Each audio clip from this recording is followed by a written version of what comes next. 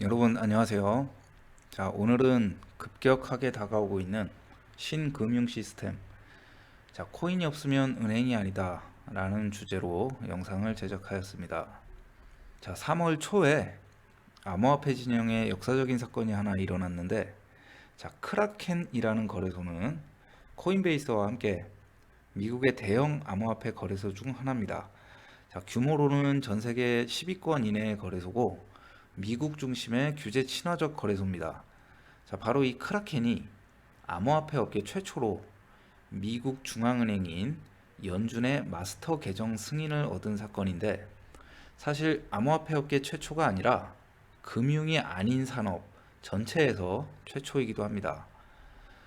자, 크라켄은 수천 개의 은행과 신용조합이 사용하는 동일한 결제 레일에서 자금을 이동할 수 있으며, 이는 암호화폐 기업 중 최초이기도 하다. 이에 대해 신시아 루미스 의원은 크라켄의 마스터 계정 취득은 디지털 자산 역사의 분수령이 되는 이정표다라고 평가를 했습니다. 자, 이 일은 갑자기 일어난 게 아닙니다.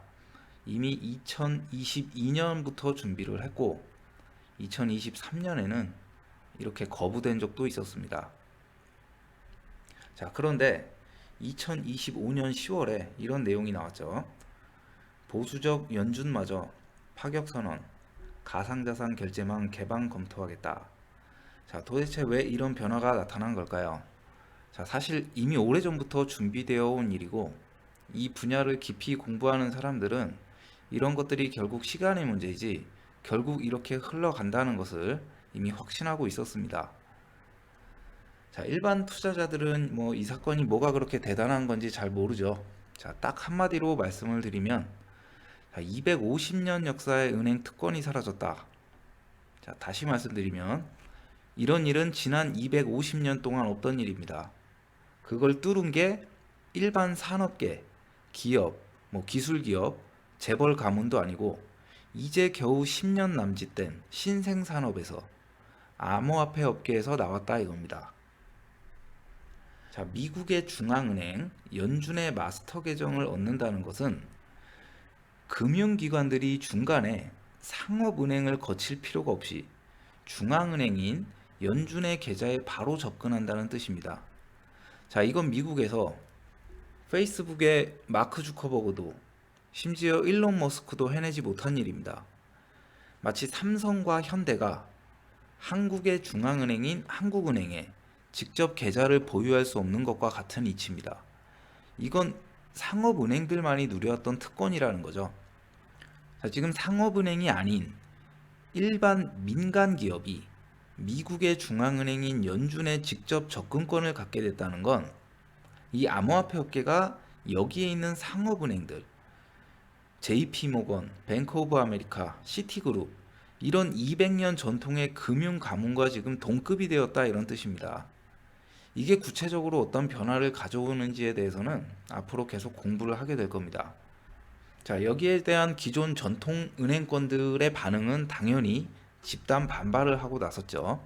자, 그만큼 금융 카르텔은 진입 장벽 자체가 너무 높아서 이 난공불락이라고 표현해 왔습니다.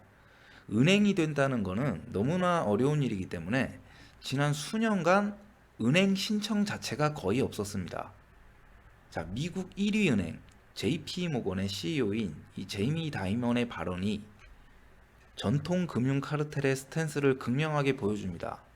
이게 얼마 전에 스위스 다보스 포럼에서 코인베이스의 CEO 브라이언 암스트롱을 겨냥한 발언인데, 자, 은행이 되고 싶다면 은행이 되라. 자, 그만큼 은행이 된다는 것은 거의 불가능한 일이기 때문에 할 수 있으면 해봐라. 안 될 것이다. 이런 의미입니다. 자, 혁신을 거부하는 기존 은행의 안일함, 이게 가장 잘 표현되어 있는 겁니다. 어차피 너희는 은행이 될 수 없다. 자, 그런데 지금 암호화폐 업계 최초로 크라켄이 보란 듯이 연준의 마스터 계정 승인을 얻은 거죠. 자, 은행의 입장에서 앞으로 더 심각해지는 이유는 이게 시작에 불과하기 때문입니다. 지금 리플을 포함해서 이미 15개 이상의 암호화폐 업체가 은행 라이선스를 신청을 했고, 이게 전부 다 연준의 마스터 계정과 연관이 있습니다. 자, 이들 대부분의 승인도 결국엔 시간 문제로 지금 여겨지고 있는데 지금 왜 이런 변화가 급격하게 일어나고 있는지 이거는 다음 영상에서 다루겠습니다. 자, 최근에 코인베이스의 브라이언 암스트롱이 이런 명언을 하나 남겼습니다. 자, 누구도 택시 회사에 가서 우버에 대해 어떻게 생각하는지 묻지 않는다. 자, 한국 같으면 누구도 택시 운수 회사에 가서 카카오 택시에 대해 어떻게 생각하는지 묻지 않는다. 자, 당연히 기존 운수 회사들의 집단 반발을 예상할 수가 있고 실제로도 그랬죠. IT 대기업이 운수 회사와 그 사업 구조에 대해서 무슨 이해를 하느냐. 대기업의 문어발 사업 확장이다. 이런 비판적인 내용이 주류였습니다. 자, 국내에서도 여론 분열이 있었죠. 자, 지금 결과는 어떤가요? 지금 모든 택시 회사는 카카오 택시라는 플랫폼에 흡수됐습니다. 자, 이제는 전 세계 어디를 가도 지나가는 택시를 길에서 잡는 장면을 보기 어렵습니다. 자, 어디에서나 휴대폰 하나면 편리하게 택시를 부를 수 있게 됐고 심지어 현금 결제할 필요도 없어졌습니다. 이게 기술이 기존 산업을 파괴하거나 흡수하는 방법입니다. 자, 초기 테슬라 전기차에 대한 전망을 내연기관 자동차 회사한테 물으면 다 콧방귀를 꼈죠. 자, 특히 미국에서 내연기관 부품업체, 석유회사, 정유회사, 주유소까지 연합한 이 강력한 카르텔들, 그리고 이들의 로비력을 믿고 굉장히 안일하게 대응을 했습니다. 자, 10년이 지난 현재 결과는 어떻습니까? 어디를 가도 전기차 충전소가 있고 전 세계 완성차 업체 중에서 전기차를 만들지 않는 업체는 한 개도 존재하지 않습니다. 자, 혁신이란 바로 이런 겁니다. 기존 주류 산업이 혁신을 부정하거나 무시하면 도태되거나 사라집니다. 자, 결국 대세를 따르거나 융합될 수밖에 없습니다. 금융은 더 이상 난공불락의 산업이 아니다. 자, 은행이 된다는 것은 이미 은행의 역할을 훨씬 더 효율적이고 저렴한 비용으로 수행하고 있는 암호화폐 산업은 가능합니다. 브라이언 암스트롱의 통찰은 이런 겁니다. 은행에게 가서 암호화폐에 대해 어떻게 생각하는지 묻지 마라. 자, 은행의 답은 뻔하겠지만 미래의 은행은 어차피 코인 없이 돌아가지 않는다. 모든 은행은 어차피 암호화폐를 취급하게 된다. 자, 부정해봐야, 믿지 않아봐야 결국 손해를 본다 이겁니다. 자, 여러분들은 지금 어떤 자산군에 투자하고 있는 건지 분명히 인지를 하셔야 됩니다. 사이클을 신봉하고 그에 따라 수익을 내겠다. 비트코인을 싸게 사서 비싸게 팔겠다. 자, 왜 그래서는 안 되는지 알려드립니다. 저는 이미 지난 많은 영상에서 전통금융과 크립토가 어떻게 융합될 것인지 제시를 했습니다. 자, 비효율적인 전통금융을 크립토가 어떻게 개선할 것인지 이미 물밑에서 거대한 변화들이 진행되고 있습니다. 이 전통금융의 구조는 여기 이 담보와 신용층이 뼈대입니다. 이 담보를 이해하지 못하면 다른 모든 금융 지식은 무의미해집니다. 자, 그리고 저는 오래전부터 비트코인이 신금융의 담보물이다 라고 주장을 해왔습니다.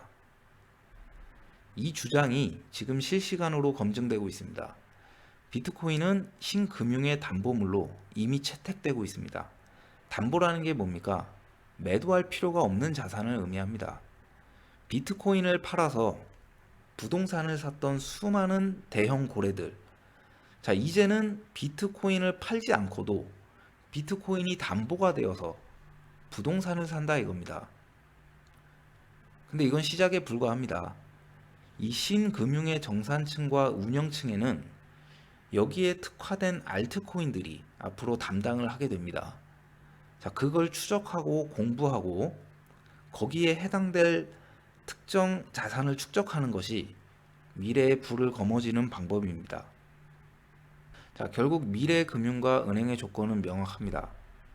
미래의 은행은 암호화폐를 보유하게 될 거고 암호화폐가 없으면 은행이 아닌 세상이 오고 있습니다.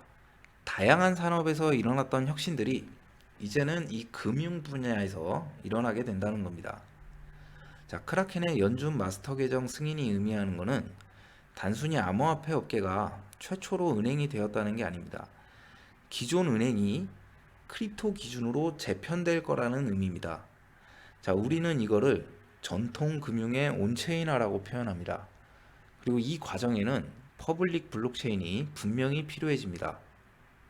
자, 이 영상의 후속편에서는 현대 전통금융이 왜 이렇게 갈 수밖에 없는지 그 구조적 배경과 필연성을 다루도록 하겠습니다. 자, 그럼 다음 영상에서 찾아뵙겠습니다. 감사합니다.